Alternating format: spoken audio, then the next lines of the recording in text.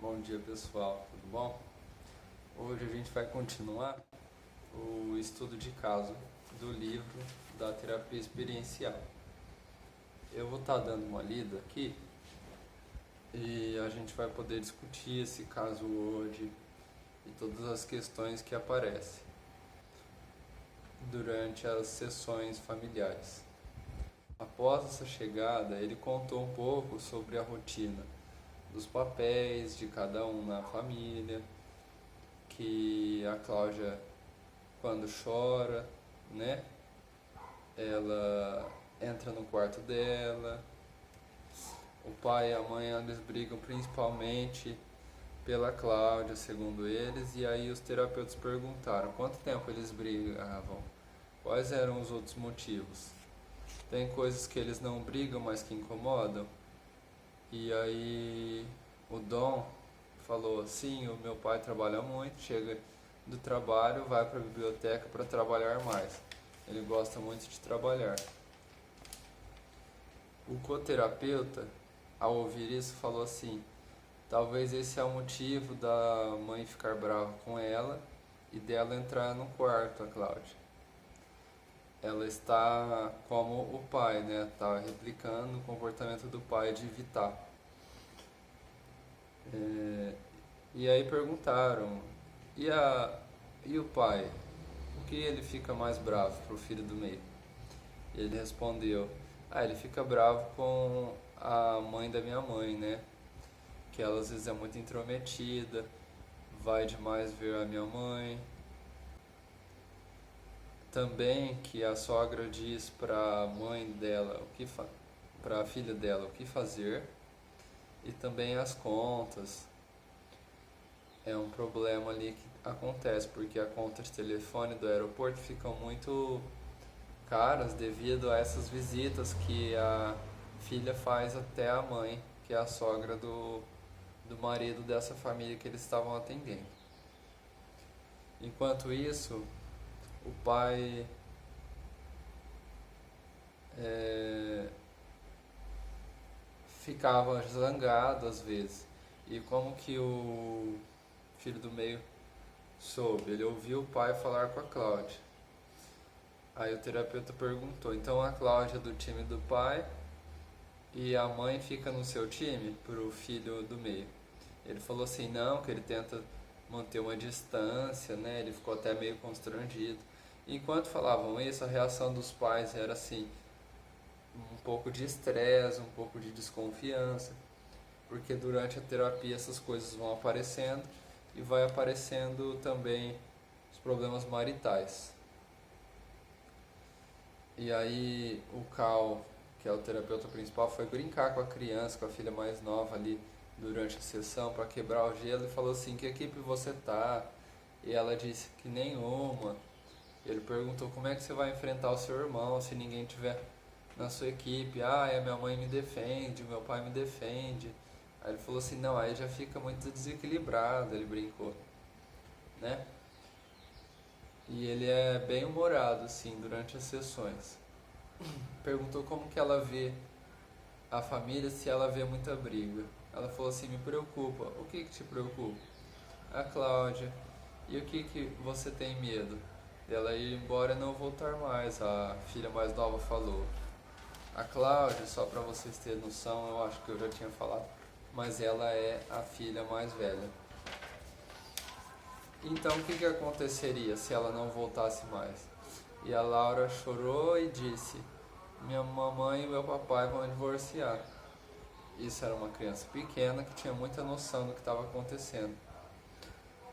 E o terapeuta viu que ela estava angustiada e perguntou: você tem medo que ela vai fazer o que? Se matar? E aí a criança falou: provavelmente. E começou a chorar, né?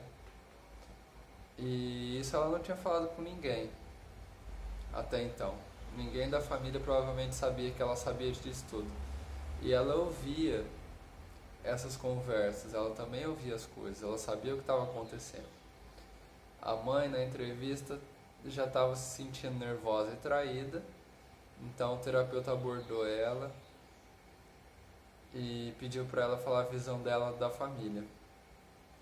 Ela respondeu que era difícil porque ela estava brava com a Cláudia naquele momento. O terapeuta pediu, tenta, e ela deu um suspiro. O que foi? Ele perguntou. Esse suspiro. Ela, de repente eu me senti depressiva falando disso. O terapeuta perguntou qual que é a pior parte para você. E a mãe falou, é a minha filha, que era a mais velha, que estava dando problema, o motivo deles terem ido até a terapia. O terapeuta insistiu, o que mais? Essa coisa com meu esposo. E o terapeuta perguntou, o que tem de errado com o casamento? E ela disse, nada, mas eu me pergunto se ele existiu algum dia. E enquanto ele ia trabalhar, um ano atrás, eu estava cuidando dos filhos e estava tudo bem. E depois? Tudo desabou. Eram as coisas com a Cláudia, as brigas, a gente se culpa. O terapeuta insistiu. Antes da Cláudia não tinha nada? E ela disse que não. E agora? Olhando para isso, o que Dom falava, Dom é o filho do meio. Aí ela disse, você está falando dos problemas de trabalho do meu marido e os meus problemas com a minha mãe? O terapeuta disse sim. Eu acho que é verdade, eu fico magoada com o trabalho dele, ele com a minha mãe. E aí o coterapeuta perguntou, você tem noção de quantos separados vocês estavam antes da Cláudia? E provavelmente foi essa demanda do trabalho dos filhos, né, que ela disse que provavelmente foi isso que foi separando eles. E a dependência no início da relação, você reconheceu ela? O coterapeuta perguntou. A esposa disse, sim, nós éramos muito dependentes um do outro. De um jeito diferente, a gente ainda é. E aí o coterapeuta disse, ele trabalha muito e você tem que ser mãe dos seus filhos e você fica super envolvida com os seus filhos e ele super envolvido com o trabalho. Isso assustou vocês. De certa maneira, antes disso parecia que vocês iam se devorar. Ele quis dizer do perigo que representa a proximidade, numa relação de intimidade ali. E como que às vezes se afastar também causa sofrimento ali, né? Depois ele escreve aqui do livro o casamento, a visão dele dessa promessa de amor, de vida mais fácil, mais segura, mas que essa promessa do amor com empatia, esse amor romântico, ela dura pouco tempo. Essa maternagem, por assim dizer, que os parceiros fazem um com o outro, de se ouvir, se aconselhar, isso não dura para sempre, mais cedo ou mais tarde falha. E aí o casamento vira uma réplica do sofrimento que tinha na família de origem. Vira um afastamento, né? Por desconfiança, porque tem aquela dependência.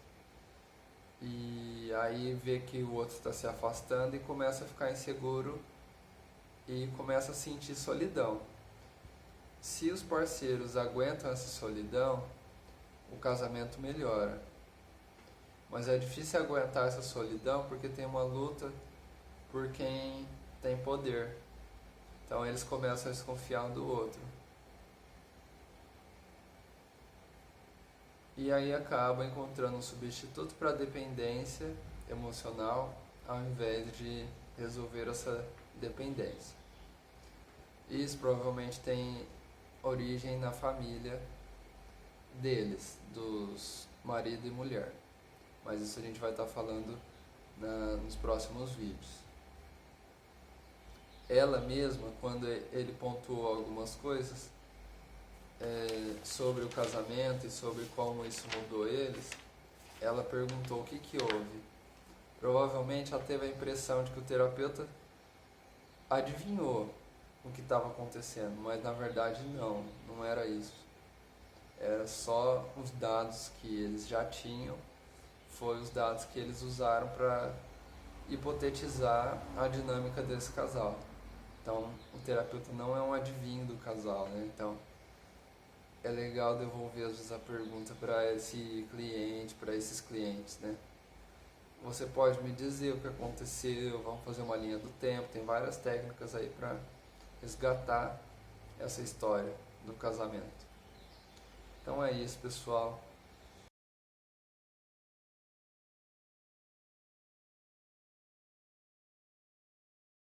Boa semana, desculpa a demora e até o próximo vídeo.